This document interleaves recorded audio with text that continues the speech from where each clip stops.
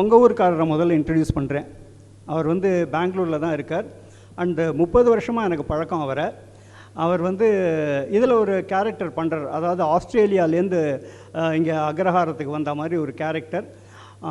அதாவது கௌரிங்கிற ஒரு கேரக்டர் நீங்கள் பார்த்துருப்பேன். அந்த கௌரியோட of course Gauri was also supposed to come today.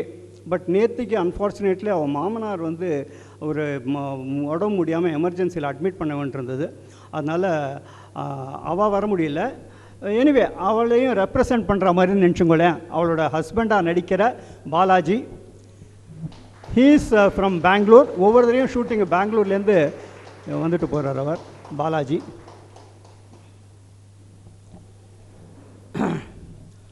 அடுத்த ஆர்டிஸ்ட்டை இன்ட்ரடியூஸ் பண்ணுறதுக்கு முன்னாடி இப்போ இன்றைக்கி இந்த ஃபேஸ் டு ஃபேஸ் மீட் நான் வந்து சென்னையிலேருந்து சொல்லிட்டேன் இந்த மாதிரி பண்ண போகிறேன் அப்படின்ட்டு. பட் லோக்கலாக யாராவது பண்ணணும் இல்லையா, இழுத்து போட்டு எல்லாத்தையும் பண்ணணும். அது வந்து எல்லா பொறுப்பையும் தானே எடுத்துனதா, இந்த ஹாலை புக் பண்ணுறதா இருக்கட்டும், எங்களை வந்து ரிசீவ் பண்ணுறதா இருக்கட்டும், மற்ற இந்த ஹைடீக்கு அரேஞ்ச் பண்ணுறதா இருக்கட்டும், இதெல்லாத்தையும் வந்து முழு பொறுப்போட பண்ணின சங்கரி ஸ்ரீதரன். வாங்க இங்கே வாங்க இங்கே வாங்க. அண்ட் இன்ட்ரெஸ்டிங்லி இவள் வந்து என்னென்னா ஐ திங்க் ஆஸ்திரேலியாவில் இருந்தான்னு நினைக்கிறேன். அப்போ ஃபஸ்ட்டு கர்மாவை பார்க்க ஆரம்பித்து இன்ட்ராக்ட் பண்ணும்பொழுது தென் ஷி செட் நான் வந்து வந்துவிடுவேன் சார், பெங்களூருக்கு வந்துவிடுவேன், வந்தோடனே உங்களை அவசியம் இது பண்ணுறேன், கான்டாக்ட் பண்ணுறேன்னு சொன்னால் we have been in touch. ஆனால் இன்றைக்கி தான் ஃபஸ்ட் டைம் அவளை பார்க்குறேன் நான். ஸோ அவ்வளோ தூரம் இது எல்லாம் ஏற்பாடு பண்ணது கனக்கச்சிதமாக, அதுவும் எதுவும் மிஸ் பண்ணாமல் கனக்கச்சிதமாக பண்ணியிருக்கா. அவளுக்கு வந்து எங்கள் குழு சார்பாக ஒரு சின்ன memento I would like to present. I would request JP to hand over the memento or souvenir whatever you may call to Shankari Sridharan.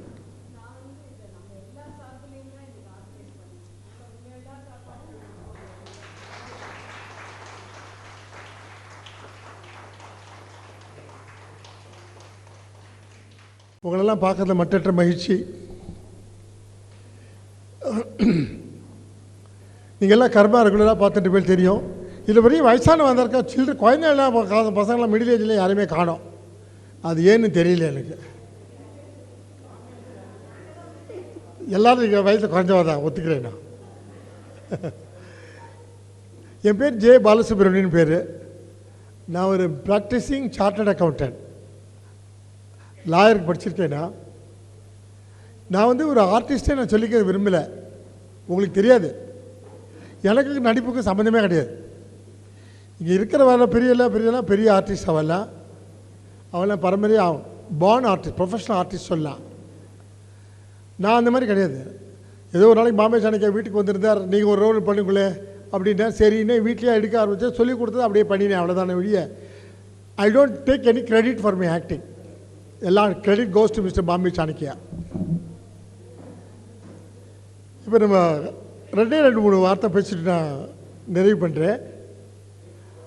அக்ரஹாரம் இப்போ மெட்ராஸில் நீங்கள் பார்த்தோன்னா குழந்தை ஸ்கூல்லலாம் திருக்குறளை இயற்றியவர் யாருன்னு கேட்டால் சாலமன் பாப்பையான்னு சொல்கிறது. ராமாயணத்தை இயற்றியவர் யார் அப்படின்னு சொன்னால் சேக்கிழார் ஒரு மினிஸ்டர் சொல்லியிருக்கார். ஸோ எதுக்கு சொல்கிறேன்னா, அந்த அளவுக்கு நம்ம புராண இதிகாசங்கள் இதெல்லாம் நாசமாக போயின்ட்டுருக்கு. நம்ம அக்ரஹாரத்தில் எப்படி இருந்தோம்? நான் போன மாதம் 2 மாதத்துக்கு முன்னாடி அக்ரஹாரத்துக்கு போயிருந்தேன். கணபதி அக்ரஹாரம் இன்னொரு இடத்துக்கு போயிருந்தேன். இந்த அக்ரஹாரத்தில் பாதி பிராமணா இங்கே இல்லை, எல்லோரும் இல்லை, காலி பண்ணிட்டா, விற்றுட்டு போயிட்டாங்க. மீதி எல்லோரும் வந்து அந்த அதர் காஸ்ட் பீப்புளெலாம் வந்து அவன் வாங்கிட்டு அங்கே வந்துட்டான். இன்னும் கொஞ்ச நாள் ஏன்னா பிராமணெலாம் என்ன பண்ண எல்லாம் அவங்க இங்கே மெட்ராஸ் வந்தால் குழந்தை எல்லாம் நல்லா படிக்க வச்சா, சில பேர் ஃபாரின் அமிச்சா, வேலைக்கு அங்கே போயிட்டா, கல்யாணம் பண்ணிட்டு ஃபாரின் போயிட்டா. யாருமே மெட்ராஸ் இருக்கிறது இல்லை. சில வயசானவெல்லாம் வீடு வாங்கிட்டு அங்கே இருக்கா. வசதி இல்லாதவெல்லாம் ஓல்டேஜ் உங்களை கொண்டு சொல்லி விட்டுட்டு போயிடுறான். ஸோ அம்மா அப்பாலாம் ஓல்டேஜ் உங்களை உட்காந்துட்டு இருக்கா, குழந்தையெல்லாம் ஃபாரினில் இருக்குது.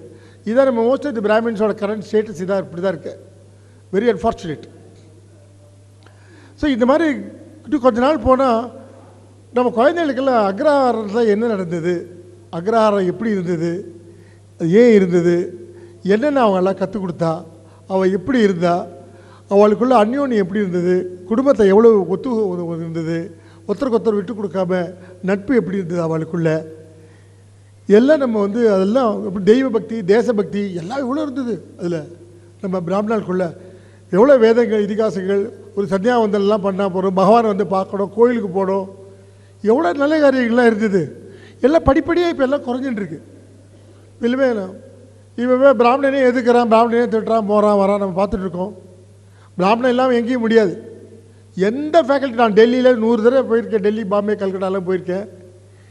எங்கேயுமே ஒரு பெரிய அலுவலகத்தில் நீங்கள் பார்த்தீங்கன்னா பேங்காக இருக்கட்டும், அது இன்ஸ்டிடியூஷனாக இருக்கட்டும், எது பார்த்தாலும் ஒரு 4 பிராமணா இருப்பா. மேலே ஐஏஎஸ்ஸாக இருந்தாலும் சரி, ஐபிஎஸ்ஸாக இருந்தாலும் சரி, போலீஸாக இருந்தாலும் சரி, 4 பிராமணா இருப்பா. கீழே தான் மற்றவெல்லாம் இருப்பா. அந்த அளவில் நம்ம பிராமணால் படித்தவெல்லாம் அங்கே இருந்துட்டு இருக்கா. அவள் இல்லாமல் எங்கேயும் நடக்காது.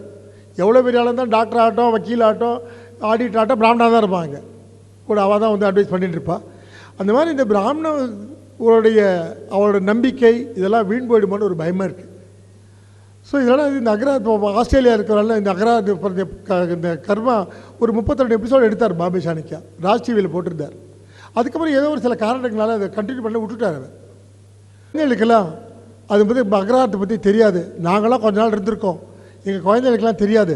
நீங்கள் தயவு செஞ்சு இந்த அக்ரஹாரத்தை வந்து கண்டினியூ பண்ணிக்கோ, எங்களால் முடிஞ்ச உதவி நாங்கள் சொல்கிறோம், பணம் தரோம். அந்த அளவுக்கு ஓப்பனாக அவன் வந்து சொல்ல ஆரம்பித்தா, ஆஃபர் பண்ண ஆரம்பித்தா. இப்போல்லாம் கேட்டாலே கொடுக்க மாட்டான்.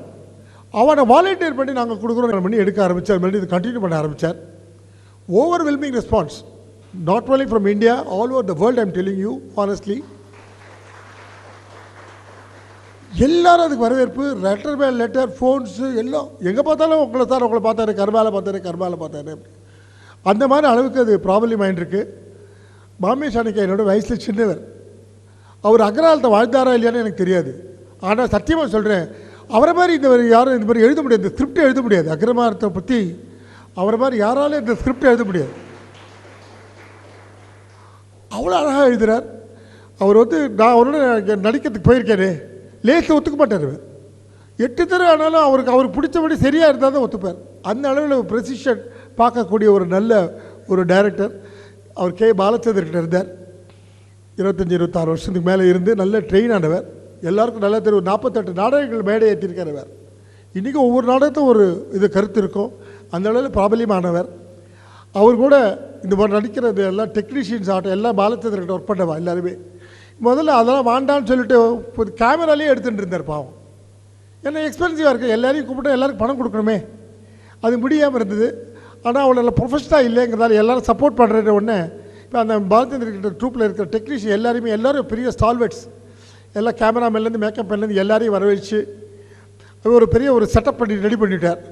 இப்போ அதுமாரி மெட்ராஸ்லேருந்து இப்போ ஆர்டிஸ்ட்லாம் செலக்ட் பண்ணி ஆர்டிஸ்ட்லாம் ஆயிடுச்சுன்னு போகிறார். தஞ்சாவூர் பக்கத்தில், கும்பகோணம் பக்கத்தில் கிராமத்தில் பார்த்து அங்கே புக் பண்ணிக்கணும். அவள் வாடகை கேட்குறா. அதுக்கப்புறம் அங்கே தங்கறதுக்கு ஏற்பாடு பண்ணணும். ஒரு வீடு எடுத்துன்னு வாடகைக்கு எடுத்துக்கணும். அதுக்கு அவங்க மாதிரி டெய்லி இவாளெலாம் வரத்துக்கு பவர் வரணும். திடீர்னு பவர் எடுத்துன்னா ஒரு 2 மணி நேரத்துக்கு வராது கிராமத்திலலாம். அதுக்கு இப்போ அது ஒரு மேக்கப் இது பண்ணி வச்சுக்கணும், ஜென்ரேட் செட்டில் வச்சுக்கணும். இந்தமாதிரி இவாள தங்கறதுக்கு ஏற்பாடு, போக வரத்துக்கு ரயில்வே சார்ஜில் ஏற்பாடு பண்ணணும். இந்த மாதிரி நிறைய ஒரு செலவு வருது. ஒரு நாளைக்கு 1.5 லட்சம் ரூபா ஆகும். சில சமயம் என்ன 2-3 மணி நேரம் ஒன்றுமே பண்ண முடியாது. பரவு போய்டும், ஒன்றும் பேக்கப் இல்லாமல் ஒன்றும் நடக்காது, ஷூட்டிங் நடக்காது. மறுநாளைக்கு போஸ்ட்போன் பண்ண முடியாது இருக்கும். எவ்வளோ 10 நாள் 15 நாளுக்கு மேலே எப்படி இருக்க முடியும் ஒரு ட்ரிப்பு? அவள் வாழ்க்கை ஃபேமிலி இருக்குது எல்லோரும் இல்லையா? எல்லோரும் பாவம் ஒரு நல்ல காசுக்கிறதுக்காக ஒத்துழைக்கிறான். இந்த ஆர்டிஸ்ட் ஒவ்வொருத்தரும் சாதாரண ஆர்டிஸ்ட் இல்லை, உங்களுக்கு தெரிஞ்சிருக்கும். எல்லாம் பெரிய பிரபல்யமான ஆர்டிஸ்ட் எல்லாருமே அவெல்லாம் சேர்ந்து ஊர் கூடி தேர் இழுத்தால் தான் முடியும் சொல்லுவாள். ஒவ்வொருத்தரால் தனியாக இழுக்க முடியாது. அந்த மாதிரி இவெல்லாம் சேர்ந்து இந்த டெக்னீஷியன் உட்பட பாம்பே சாணக்கியா உறுதுணையாக இருக்கிறனால தான் இந்த கர்மாங்கிறது மேலே பிரபல்யமாக மேலே வரப்போகிறது. உங்களுக்கு எல்லாருக்கும் வரப்போகிறது. நீங்களும் ஆர்வமாக இருப்பேன்னு தெரியும். உங்களால் முடிஞ்ச ஹெல்ப்பை நீங்கள் பண்ணுங்க. ஏன்னா பாம்பே சாணக்கியா யாரையும் கேட்டது கிடையாது, யாரையும் கேட்கவும் மாட்டார். அவர் இனி வரை அவர் கேட்டது கிடையாது, எனக்கு தெரிஞ்சு அவர் கேட்டது கிடையாது. அது மாதிரி ஒரு மகானுபாவன். அவர் இருக்கிற டேலண்ட்டை பற்றி சொல்கிறதுக்கு எனக்கு அருகது கிடையாது. அந்த அளவுக்கு டேலண்டட் பர்சன் அவர். இது ஒரு ஃப்யூச்சரில் பெரிய ரெக்கார்ட் ஆகும். அது ஆவணப்படுத்துறது நம்ம தமிழில் சொல்லுவோம். இந்த நான் அக்ரஹாரம் எப்படி இருந்ததுங்கிறதுக்கு பெரிய எவிடன்ஸு இவர் கொடுக்குற இந்த க்ரியேட்டிவிட்டி. அதனால் நீங்கள் எல்லோரும் தயவு செஞ்சு கண்டினியூ பண்ணி பாருங்கோ, எல்லாம் ஆதரவு கொடுங்கோ, உங்களால் முடிஞ்ச உதவியை ஹெல்ப் பண்ணுங்கோ. ஸோ வாய்ப்புக்கு நன்றி. Thank you very much. அதான் இந்த ஆக்ஷன் பார்த்தாலே உங்களுக்கு தெரிஞ்சிருக்கும் யாருன்னு. அதாவது 15 வருஷத்துக்கு முன்னாடி கண்டினியூ பண்ண அதே ஆக்ஷனை, அதே சாஞ்சு நடக்கிறத இன்றைக்கி கூட கொஞ்சம் கூட மாறாமல் நீங்கள் பார்த்துருக்கேள், பர்ஃபார்மன்ஸ் பார்த்துருக்கேள். ஸோ அதுக்கு மேலே நான் சொல்ல வேண்டாம். மிஸ்டர் சாய்ராம்.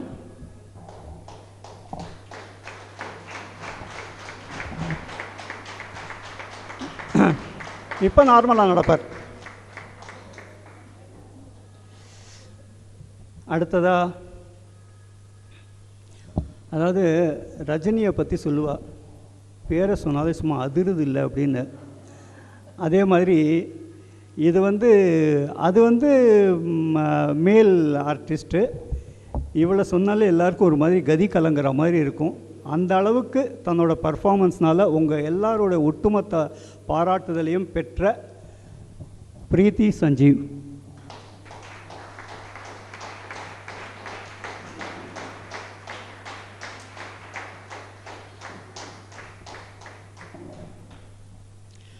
அண்ட் இந்த ட்ரிப்பில் எங்களோட வந்த அடுத்த, அஃப்கோர்ஸ் நீங்கள் எல்லாருமே கெஸ் பண்ணியிருப்பேன்னு நினைக்கிறேன். அதாவது இந்த சீரியலுக்கே பிரதானம், அஃப்கோர்ஸ் எல்லாருமே அவள் பார்ட்டு ரொம்ப அருமையாக பண்ணியிருக்கா, அதில் எந்த விதமான சந்தேகமும் இல்லை.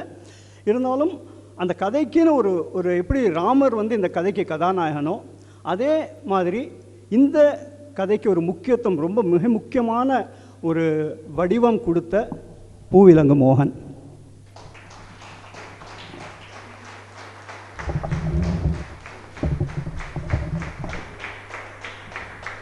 I personally feel that these artists deserve a standing ovation.